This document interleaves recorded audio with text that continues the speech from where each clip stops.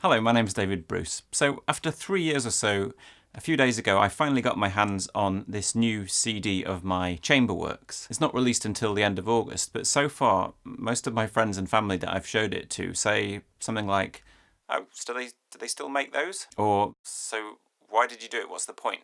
And to be fair, it's a pretty reasonable question. We all know that streaming has taken over in the past few years and has become the dominant force in music. And because of that, the very concept of an album of tracks seems to be dying, with more of us listening to individual tracks through streaming services or curated playlists and so on.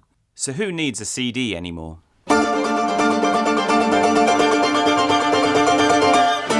It's a general dilemma that I'm sure many of you face, whether you're composers or performers. What's the best way to get your music out there? Should you just sign up to CD Baby or DistroKid and release the music yourself? Or should you try getting a label involved? And how does that work? It's a pretty challenging area to understand, and I'm by no means an expert on it. What I'll talk about here mainly covers classical music, which, as we'll see, seems to be in a slightly different state than other parts of the industry. But I'll also touch a little bit on jazz, which surprisingly seems to be struggling more than classical. So I would say that there are three main options you have, and I suppose I've now had a taste of all three. Firstly, there's self-releasing. So I suppose the first piece I ever had committed to disc was on this disc, a beautiful recording of my flute, harp and viola trio, The Eye of Night, which was commissioned by a group called the Myriad Trio, and that was self-released by them through CD Baby.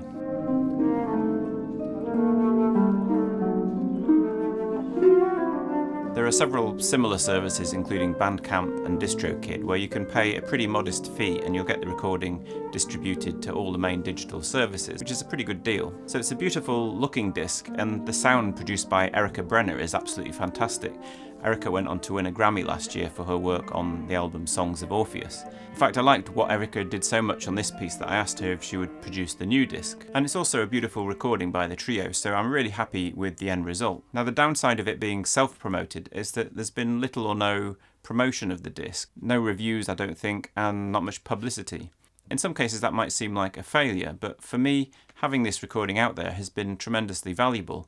I know of at least 2 commissions that happened as a direct result of this recording. For one of them, I was literally in the room when the performer asked me to hear it, and a few weeks later he offered me a really exciting commission which is coming up next year. Releasing on an independent label. So my clarinet quintet Gumboots was released on Signum, which is an independent classical music label here in the UK, and they're also behind the new recording. Clarinetist Julian Bliss has been a regular on the Signum label for several years now, and he came across my piece and decided he wanted to record it.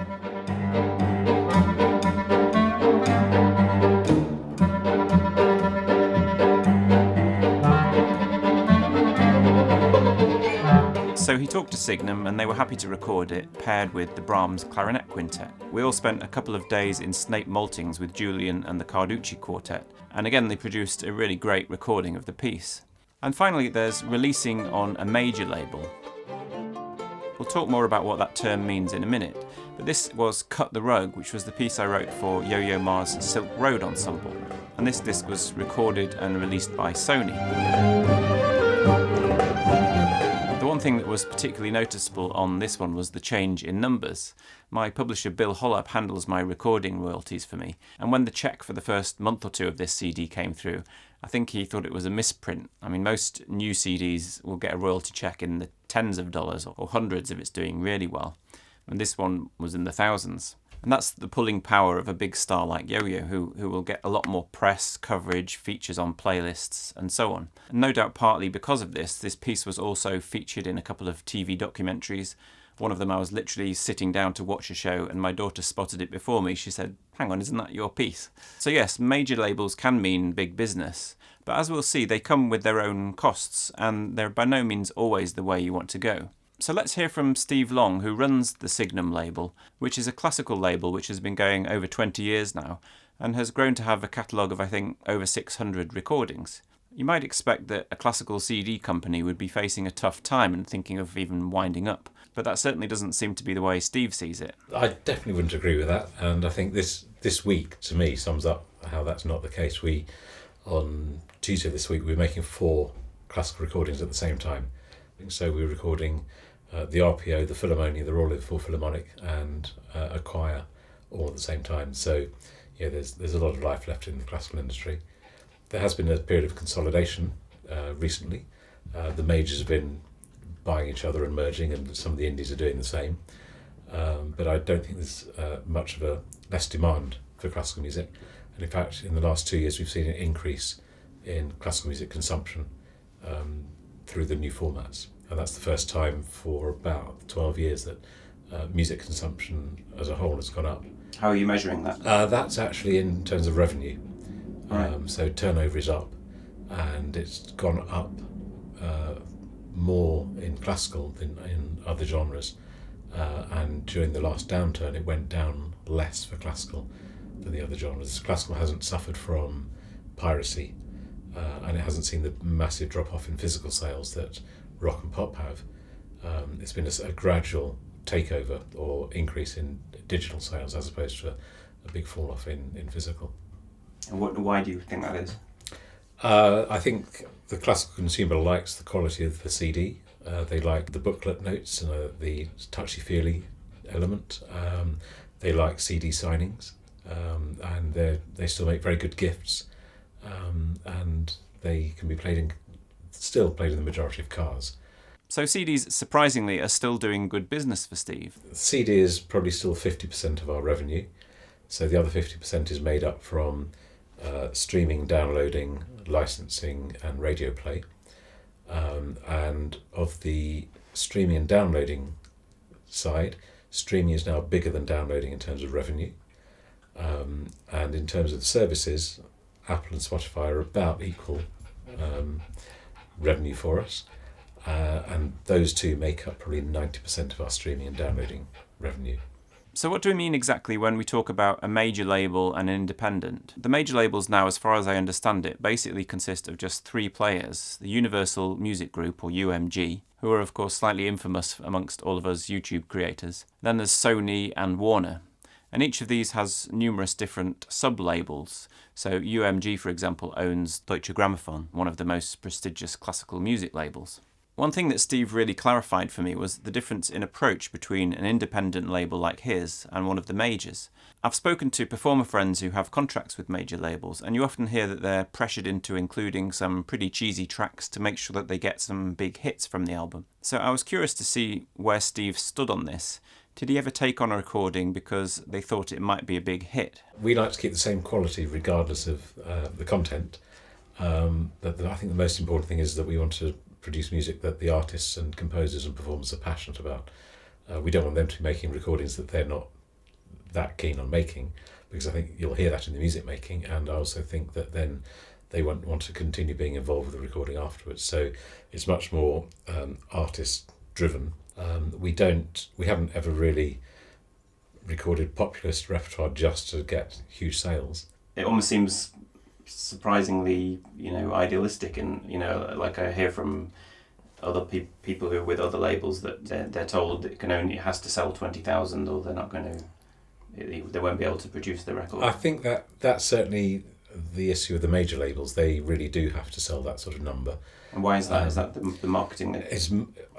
I haven't ever seen a P&L, but I suspect it's to do with the marketing spend. They are the only companies who can spend the sort of money that they do without risking the entire company on it. And they do things that the other labels can't possibly do, but also the small indies do things that the majors can't ever do. And we don't need to achieve 20 or 30,000 unit sales to justify making a recording. We actually have a break even close to 2,000. And if we can't sell 2,000 or something, then there's something wrong in either the production process or the A&R, because that's not a big number globally. And is that what sales you're talking about then? That's not necessarily physical sales, it's album equivalents. So it might be an album that gets downloaded, or 10 tracks that get downloaded. I think the current metric is 1,000 streams is the equivalent of one track. So you might find that 10,000 streams is the equivalent of one album. So for every 10,000 streams, that's one of your 2,000 albums that you're trying to achieve. We've got albums that have sold in excess of 60,000 units, and they help to underwrite the albums that are slightly slower sellers, if you like. But I don't think we would ever hold back from recording something unless we absolutely knew there was no market for it. But we've never shied away from difficult repertoire. So I must say I was really impressed by this kind of philosophy Signum have. They want a recording to have some kind of audience, and that break-even figure of 2,000 or so seems to be the benchmark. But beyond that minimum amount, they're not chasing sales in the way that they choose repertoire. They'd rather find artists they believe in who are passionate about a particular project and let them lead. And this can mean that even some pretty big names end up working with people like Signum because the majors won't take on an obviously less commercial project. When we set out, I wouldn't have ever expected to have the likes of Eka-Pekka Salonen and Charles McCarris and Paul McCreesh and the King Singers on our label. But that's just it shows the changing times. So some indies like Signum are less commercially focused and driven, but this doesn't mean that once a record is produced they won't try to push it and get it on playlists and promote it. But it does mean that compared to a major label they will have a limited budget. The major labels still do have the budget for big videos and lots of promotion, and I've seen performing friends whose careers have really skyrocketed once they've joined a major, so that doesn't happen to the same extent with independents. What Signum do provide, and this certainly isn't true of all independents, is that they cover the cost of recording and producing an album. That's what happened with Gumboots. Julian Bliss, as I mentioned, has a long-standing relationship with Signum, and he simply told them that he'd like to record the piece. And so Steve and his colleague arranged a recording session, and as far as I know the budget for all of that came directly from Signum. With my new disc it was actually slightly different because I'd been lucky enough to get some generous support from patrons in the US to support a recording. So we recorded the album and then we were able to bring the finished recording to Signal to ask them to create the finished product. But they still covered the whole cost of production, the artwork, the promotion, so they bring a lot of value to the table. And as I say, I know this isn't the case for many other independents, some of whom make the artists pay for much or even all of the costs involved. So for those of us on the somewhat less commercial side of things, but hopefully with some potential for sales and listens, Signum represents a rather ideal kind of place. I posted on Twitter about the interview in advance, and several of you asked if I would ask if they actually listen to CDs. So I asked Steve this somewhat tentatively. I was assuming that he'd be fearful of a deluge. And again, it was a surprise answer. Can you be approached? Can people send things? Yeah, I get approached every day. And you like that? You listen to things? I do listen to them all. And what makes you choose something? Very difficult question. First, you have to like and believe in the music. I will always put it on a CD and listen to it in my car. And if it engages whilst you're driving, then I think that's a good sign. But I also want to speak to the artists or the composers about what they're looking to achieve. If it's artists, we looked at their last year's diary, the next 2 years' diary, their social media numbers. Because being a recording artist, you have to be out there performing as well, and being in the public eye, you can't just make recordings and hope they're going to sell. I actually gave a presentation at the International Artist Managers Association, and one of them said to me, if we had an artist who didn't engage in social media, does that mean you wouldn't record them? And I said, I'd never say never, but it's unlikely that we would. We only put out 50 albums a year, and there's a limit to how many we can put out. So we just need to look at all these different criteria, and that's quite an important one for us now. So as well as releasing it on all the platforms, Signum will also send out copies to reviewers, put in award applications and so on. And this is another clear advantage over self-releasing. A lot more of the work on that side of things is taken care of. Signum sends copies of the album out in advance to newspapers and magazines, and so a month before the release I'm already talking to magazines who are going to feature the disc. Now in terms of contracts, Signum use various different models, but Steve said they prefer a revenue sharing deal to encourage the artist to continue to promote the work. We like to view each recording as a co-production, so there's different things that get put in. Sometimes the artists do come to us and say, look, we want to record this, we want to present you with the finished master tape, and therefore they will get a larger royalty. Other artists just want to come to us with the concept and their artistic input. What we don't like is when an artist thinks that making the recording is the end of their involvement, which is why we think a royalty-based system is better, because they're incentivised to promote the recording as well.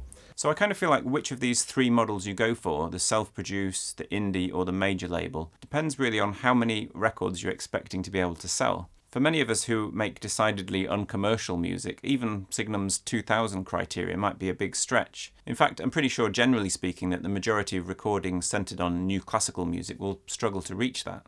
But as I said with my The Eye of Night disc, that didn't stop the recording being a great success for me in terms of the effect it had on my career. So above that 2000 figure, and there may well be an independent label out there for you. And then if you're really planning a big hit that will sell or stream the equivalent of 20,000 copies or more, you should be able to get a major label interested. But what about outside of the classical world? Well, I was particularly struck by Steve's comparison of classical to jazz recordings, and to my surprise it seemed that classical finds itself in a far better position. Jazz has not really been picked up by the digital services, and there's a lot of jazz labels out there who are struggling because they haven't got the shops anymore. So I think there is a smaller audience for jazz. They're not as well served by radio, so their audience isn't growing at the rate that classical is. So Classic FM has 6.5 million listeners now, most of whom, that may be the only place they listen to classical initially, but it's a good introduction to classical for them. And then they go out and they'll go to concerts and they'll stream and they'll graduate, they'll try Radio 3, they'll try Scala. Those are 6 million people who weren't around 25 years ago. It's very difficult to find jazz on streaming services, again because the metadata isn't set up for that. Jazz is still an album-based phenomenon, not track-based, and that's why the major services aren't really set up for it, whereas rock and pop is much more track-focused now. I think one of the keys for classical is to get rid of the genre description. It shouldn't be thought of as classical, it needs to be music. And that will widen out the audience massively, because you'll find that most people do listen to and do like classical, they just don't realise it. And if you say it's classical, then they'll say they don't like it. But every day they're being hit by adverts and films and games, and it's pure classical music. So getting classical music onto the non-genre based playlists, so the mood-based playlists, is quite important. So finally, I asked Steve about streaming. Although Signum's CD sales are still strong, how do they feel about the inevitable rise of streaming? Is it, for example, fair to artists who are often complaining about the tiny payouts they receive? Spotify actually, I believe, pay reasonably well. I think the issue is a lot of the time it's the relationship between the artist and the label. So if they struck a bad deal with the label, then the label's making good money. But Spotify currently pays out 55% of its revenues to the rights holders, and they're turning over in excess of $6 billion a year at the moment. So there's an additional $3 to $4 billion coming back into the industry. So maybe it's actually how that's distributed that isn't fair.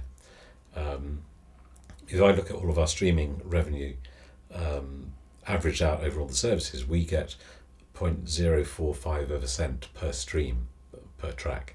And yeah, that sounds really small and pathetic. But we would expect to get 30 or 40,000 streams a month from one of our new releases. And that begins to add up. Had we completely lost all CD revenue overnight, that would have been an issue. But the fact is it's incremental income.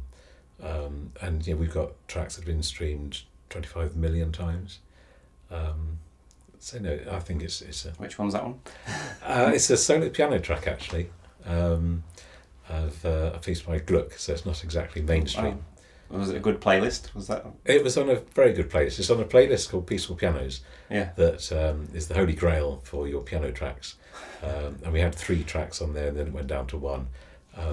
Actually, we don't have anything on there now, but as a result of being on that playlist, this particular track has been shared and is now on 26,000 playlists. Right. So it's still being streamed probably 250,000 times a month. Getting on playlists does seem to be the new way to get a track noticed. There was a great Soundfield video recently discussing how the playlist has changed the popular music art form, making artists make shorter tracks that have a punchy start to ensure that the listener stays for that 30 seconds which are required to make it a paid stream. But I've also been aware that focusing on playlists is a dangerously populist attitude to take. Playlists are often dominated by easy listening, gentle background tracks, music to study by, music to relax to. It's tempting, as it always is, to chase those numbers and get those Spotify plays up in the hundreds of thousands. But it's important to remember that most of us are aiming for our music to have a deeper connection to the listener than background music. So the raw numbers there don't tell the whole story. So my CD comes out on the 30th of August. There are 3 chamber pieces on the recording. There's the song cycle, The North Wind Was a Woman, which was written originally for the Chamber Music Society of the Lincoln Centre. And it features the amazing Nora Fisher, who is a soprano who crosses the border between folk and classical styles of singing, which was just right for this piece. She's accompanied by a really unusual ensemble featuring mandolin, harp, strings, flute and 2 clarinets. Whose in tears are all I weep, and when they fall nothing grows. There's even a duet for 2 bass clarinets at one point, which I'm quite proud of.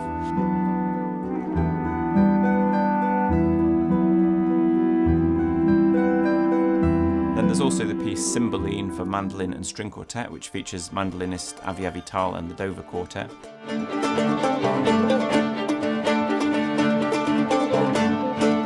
And finally the Constellation of Rain with Camerata Pacifica.